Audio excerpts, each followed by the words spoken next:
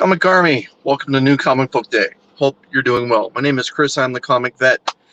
All right, it's a beautiful day here in Ontario.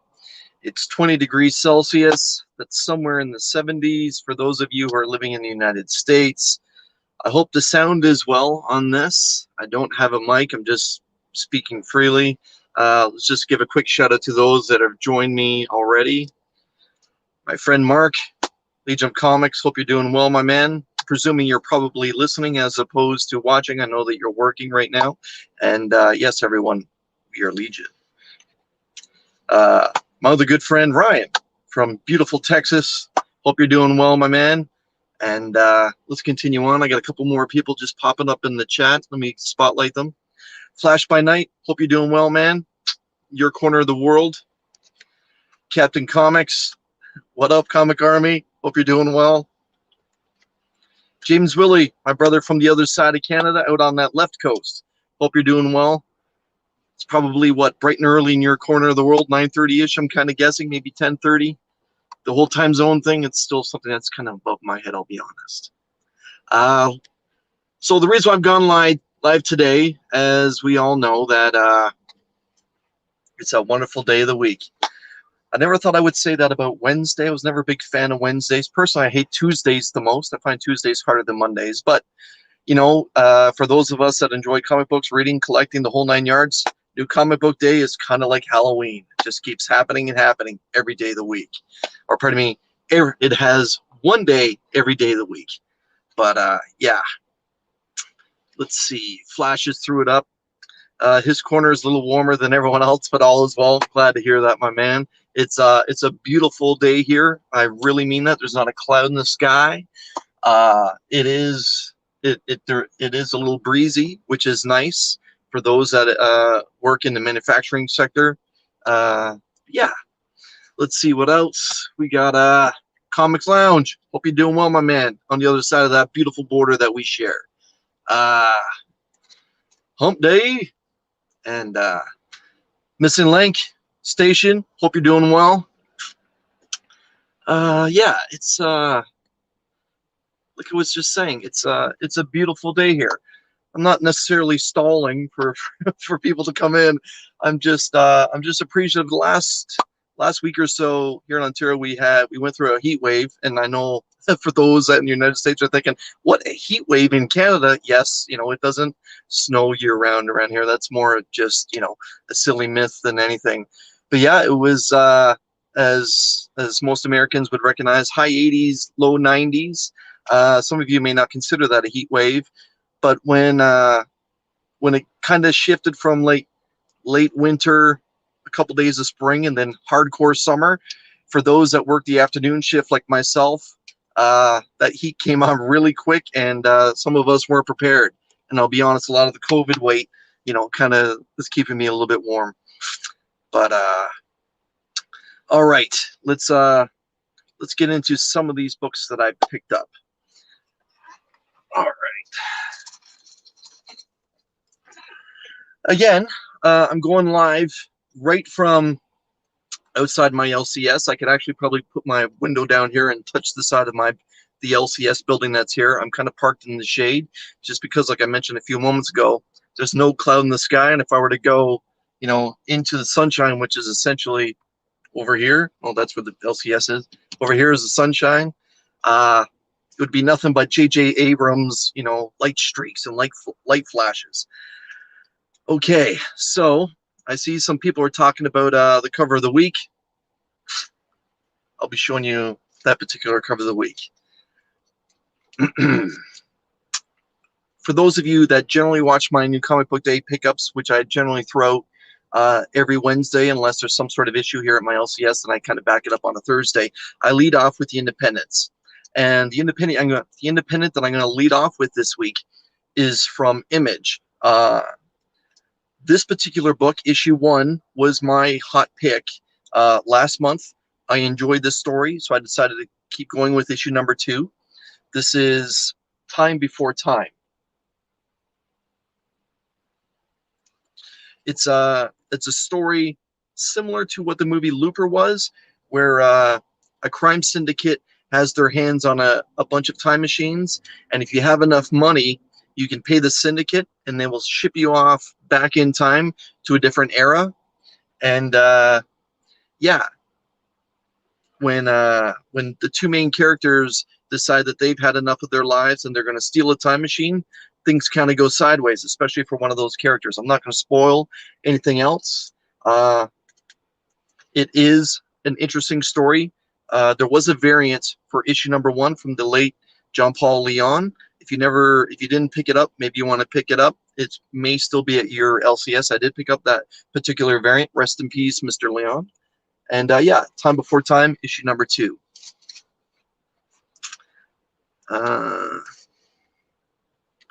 Mark trying to change the narrative here, saying, "Who's that in your back seat?" There's no one in my back seat. I will tell you that I do have an empty Gatorade bottle, but that's about it. It's just the fence line to my LCS.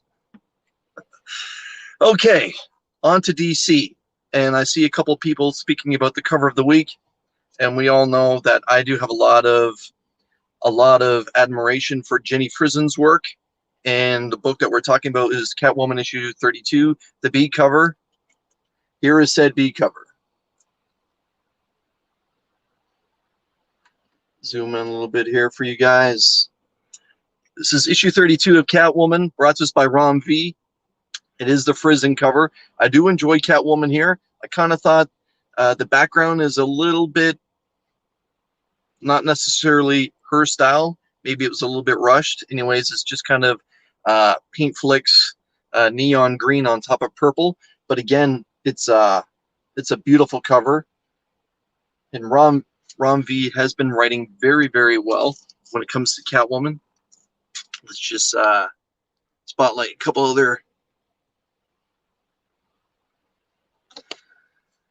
So Mark has said, who's in the back seat? And then he said, oh, his bad. He thought he heard some knocking from the trunk. Mark, I would appreciate it if you heard that knocking, that you kind of keep your mouth shut. We don't talk about things like that. I do what I have to do to make ends meet. Okay, sir? Ryan agreed that he enjoyed Time Before Time issue number 1. Issue number 2 hopefully maintains that same strong storyline. It was a little bit of a curveball what happened in the third part of that story. Mr. Art Warren, hope you're doing well in Michigan, my man. Glad that you joined us. And guys, we do what we got to do to make ends meet. You know, COVID-19. It's you know, it's affected some people's paychecks. We don't talk about things like that though. I picked up issue 81, the normal cover of Nightwing. This is also in my opinion another strong cover. Tom Taylor has been writing a very good Nightwing. I'm thoroughly enjoying the fact that this has been tying into the continuity of DC since they've changed basically their style since December. And yeah, I'm looking very forward to issue 81. Spotlight my main man Nick. Ayo. Good day, Station, my man. Hope that you're doing well. Thanks for joining me. I know that you're slaving to the grind. On to Marvel. I picked up, here's the part where all the Americans are going to start, you know, laughing at me. But I picked up Weapon X and Final Flight as a part of the Heroes Reborn line. For those that haven't been reading any of the Heroes Reborn, it's basically a world without the Avengers, where the Squadron Supreme is the primary team that takes care of the planet. Anyways, at some point, somewhere along the line, Canada has become a wasteland. Insert punchline here, everybody. Anyways, Wolverine and a ragtag team of people, similar to what Alpha Flight would be, decides to stand up and kind of fight back. So I'm kind of curious on how that part's going to play out in this. I'm presuming the Squadron Supreme is just going to mop the floor with Weapon X and Final Flight here. Let's be honest. But the fact that it's taking place, pardon me, in Canada, it's not necessarily that part that's got me curious. I'm just kind of curious to see how much of a wasteland Canada has been in this storyline. Have they wiped out Ontario? Have they wiped out Quebec? And that wouldn't necessarily be a bad thing. If they wiped out any other provinces, how many of the population's left? We'll find out, and I'll let you all know. I have picked up issue 27 of the Clone Saga when it comes to Miles. This is also a very good cover. I'm not sure how many of you out there are reading Miles right now, but in my opinion, quietly, the Miles storyline for the last 7 or 8 issues has been far superior to what the Amazing Spider-Man has been putting out over that same timeline. However, the last 2 issues of the Amazing Spider-Man has turned that franchise around. But again, Miles has been delivering time after time. So for those that are Spider-Man fans and that haven't given Miles an opportunity, it's worth it. If you decide to drop $3.99, you may be quietly surprised at how good the Miles Morales storyline is compared to what we've been getting recently out of the Amazing Spider-Man. And I gotta admit, that kind of breaks my heart, as we all know that I'm a big Peter fan. All right. I am not touching that one, James, with a 10-foot 10-foot stick. I am not touching that one. And let's see. Nick is talking about that there's been an awesome twist that's happened in Nightwing. Let's save the spoilers for another 24 hours, or at least until I'm done, because I haven't read the book yet. And Missing Link talks about how Heroes Reborn kind of reminds him of how the House of M storyline was. House of M was actually very, very good and actually very important to the history of Marvel. And James Woolley, Canadian cover goodness, yeah. Of course, they have it in snow. It couldn't be just a beautiful day. Anyways, let's see. And yes, Peter fan. I refer to because Miles is so popular right now. I just refer to Peter's Spider-Man, the Amazing Spider-Man, just simply as Peter, because we do have a multitude of Spider-Man out there, and female Spider-Man as well. Spider-Women, is that proper? Female Spider-Man, or should I just say? Anyways, let's not go down that rabbit hole either. All right. Aggressively relaxing has joined us. Happy New Comic Book Day. You too. Thank you for joining me. All right. I'm halfway through. I picked up 2 copies of issue 35, or the Legacy issuing 200 of Venom. I picked up the normal cover. This will be my reader copy. For those that haven't picked up this book, it is a square bound. It does have a spine. And it's a big boy book, let me tell you. It doesn't say how many pages are here, but for those who have read The Killing Joke, it's probably as thick as The Killing Joke. It does have a cover price of $9.99. I'm not going to say $9.99 US, because that's the part where Ryan chimes in and says, everyone just presumes that you're speaking about American dollars, Chris. So yes, it's $9.99. There you go, James, $9.99. But let's see. Flash by Night just dropped. Missing Link, I've heard Heroes Reborn compared to the Age of Ultron. Also, I'm enjoying, but we'll see if it becomes important. We all know chances are it's not going to become that important, at least not as important as what the House of M was, especially to the mutants and for those that enjoy the X-Men titles. Age of Apocalypse, I thought, was actually very good as well. But again, that's not necessarily something that covers the entire Marvel universe. Again, that just kind of sticks to the mutant population and what happens with the X titles. I did pick up a variant edition of Venom 35 or Legacy numbering 200. Not a big fan of when they do that. I just kind of wish that they would just leave the Legacy numbering on there. And if it's going to be a new arc, just put it in a limited series type of thing. Even if it's going to go 12 issues or 16 issues, just give us that 1 of 16, even if it's going to be straight through. I guess I'm old school that way. Anyways, I picked up the Patrick Gleason variant, and this is a variant actually, compared to ASM 55. That is not a variant, that's just a normal cover. The Webhead variant for this. Apologies for the glare, it's kind of taking away from the beauty of what this is. For those that haven't seen this cover, the Webhead cover here is Eddie kind of face forward there with the Venom symbiote kind of collapsing over top of his head.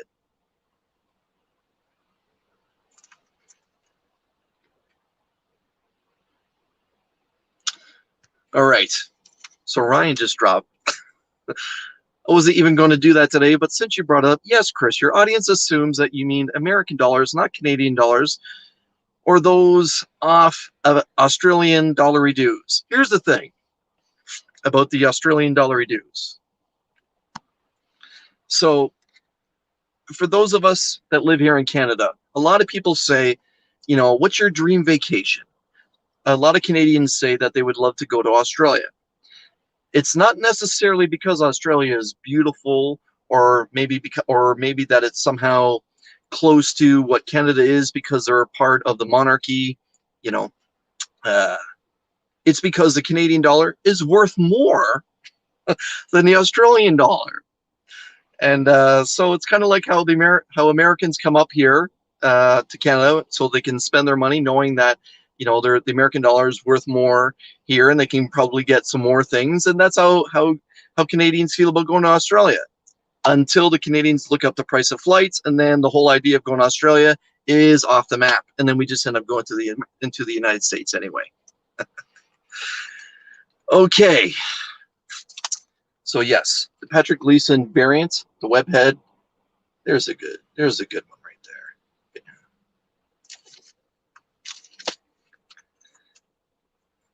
But okay, to continue on with Marvel, I picked up the annual. Is this in it? Yes, it is. Issue annual number 1 of Captain America: Infinite Destinies. This is a very nice cover, but I'll tell you, this is not an Alex Ross cover, because we all know Alex Ross has been doing the cover work for the Immortal Hulk and the normal Captain America run, as well as some other things here and there. This is not a Ross cover. It looks like it is painted, but it might be digitally painted. Either way, I do enjoy Captain America's run, so I'll be getting through this book, you know, probably in the next couple days. The thing about the Captain America run that's been going on, it's hit and miss. Kind of similar how Tynan's Batman franchise title has been hit and miss lately. Maybe it's just not at the forefront of popularity as the Batman franchise title is consistently a top 5 seller monthly. Captain America does not have those numbers, but it's, you know, it's kind of builds up towards something, and it just takes a few issues to get to that point. But for those who enjoy Captain America, it's okay. Is it great? Here and there. Mars Comics has joined me. Thanks for coming out. Hope you're doing well. Okay, and my final 3 books are books that myself and Mark from Legion of Comics spoke about this past Sunday on Two Cool Guys, Two Hot Picks, or as the ladies refer to that show, just Two Hot Guys. Anyways, Mark's hot pick. Mark and I really had a good time talking about his hot pick. He called it controversial, and since I edit that video, I really played up the fact that it was controversial. In the end, in no way, shape, or form was Mark's pick controversial. It was actually a fantastic pick. Mark's hot pick was in the first issue of an 8-part limited series brought to us by Tom King, and it is Supergirl, Woman of Tomorrow. I'm looking forward to this, I'll be honest. It was one of 3 or 4 books that I had in mind for my hot pick, and when Mark sent me his video for me to put together, I was quietly pleased that this book was getting its due recognition from the show that we put out every Sunday. And let's just see. Mark is commenting on the fact that it is somewhat controversial. See, Tom King is always controversial. My hot pick held up. So as we all know, DC releases its books on Tuesday.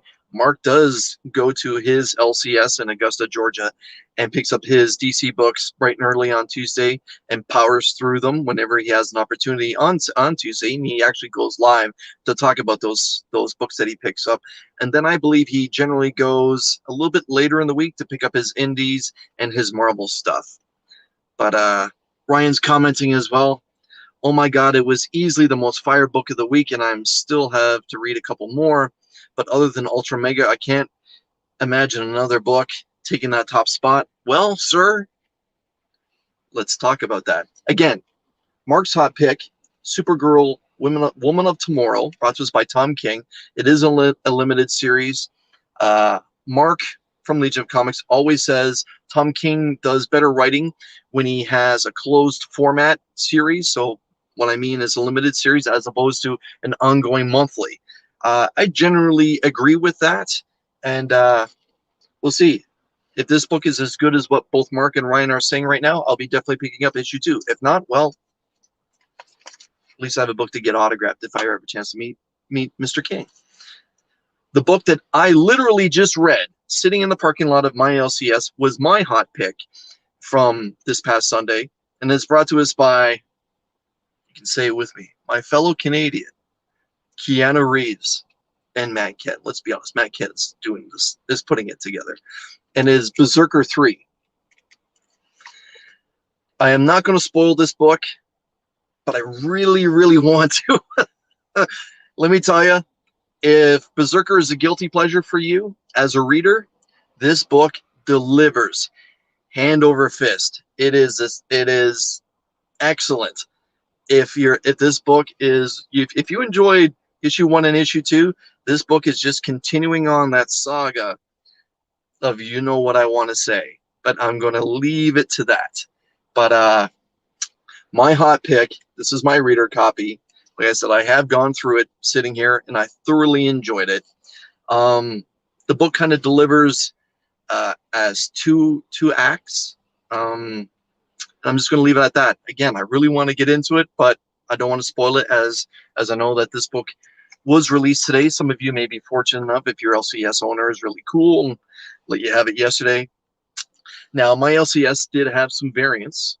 That is the cover A, and I went with that. And I'm just taking a look at what Ryan's saying here. He's speaking about Supergirl. The dialogue in Supergirl is so effing amazing. And if you hated issue 1 for pacing and didn't read issue 2, how do you think number 3 pans out? So I'm presuming he's talking about Berserker 3. I would say the story in issue 3 might be the best story so far of the three books. Anyways, I picked up one of the variants, but I picked up the foil variant for Berserker 3. I just thought this was just a beautiful piece of work. My LCS had the normal cover A and the normal cover B, and then both of those particular covers in the foil. So I picked this one up. Now, because it's foil, it's probably going to glare like crazy.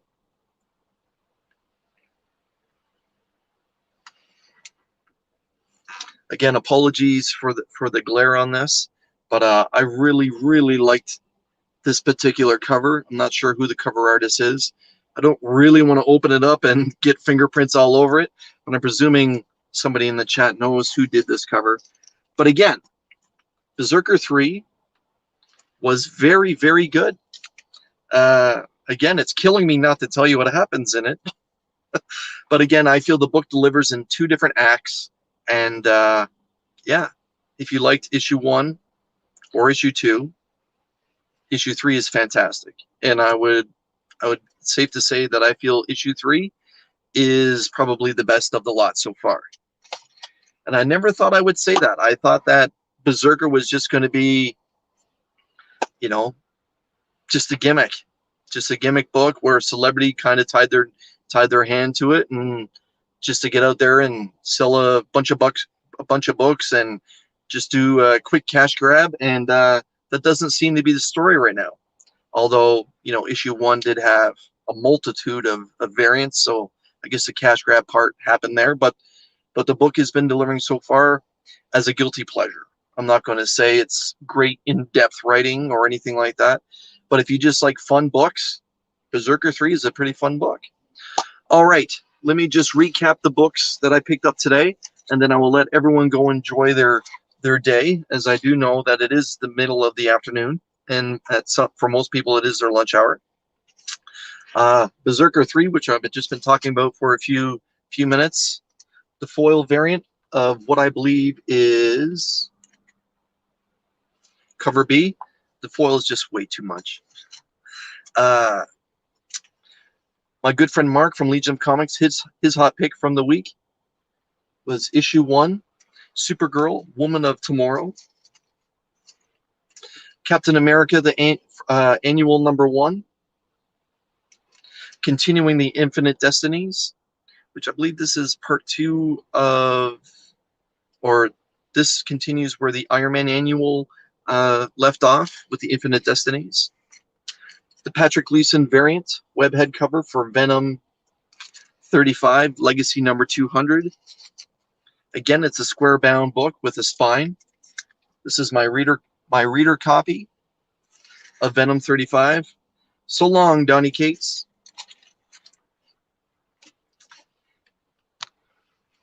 Yes, he is. That's such a good statement. I'm just going to leave it up there for a little bit. Miles Morales, issue 27, continuing the Clone Saga. This has been very, very good. Please consider picking up Miles. Weapon X and Final Flight as a part of the Heroes Reborn storyline. This is where Wolverine and Final Flight, Alpha Flight, take on the Squadron Supreme in Canada for what's happened to the nation. Issue 81 of Nightwing. One of my personal favorite covers for the week. There is a variant cover that's celebrating Pride Month, and that's actually a very nice cover as well. But my cover pick for the week is, again, Jenny Frison. Like, I seem to be talking about Jenny Frison like every week or every other week. You know, for me right now, she's up there with Alex Ross, she's up there with Lee Bermejo, continually pumping out fantastic work month after month after month. Now this cover is beautiful.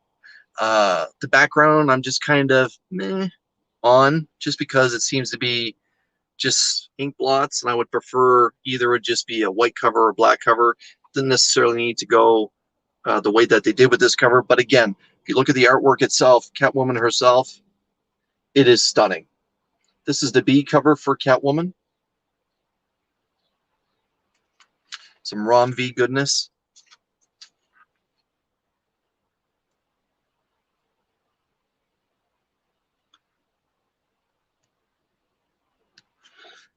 Yes, I know that Mark is not necessarily a big fan of Donny Cates' work, and for those that are not aware of the Legion of Comics and its host, Mark's favorite all-time character, even though he prefers to read DC titles, his favorite character is the Incredible Hulk. And Donny Cates is taking over the Incredible Hulk in the next couple months after the Immortal Hulk ends at issue 50. So we'll see. And Al Ewing and Donny Cates are basically flipping titles. Al Ewing is going to Venom. I am very much looking forward to Al Ewing's work on Venom, even though I'm still not a fan of Venom being an anti-hero. We'll see what Donny Cates does with the Hulk. I'll give it a go. I'll be honest. I'll give it a go, as I'm sure that my friend Mark will as well.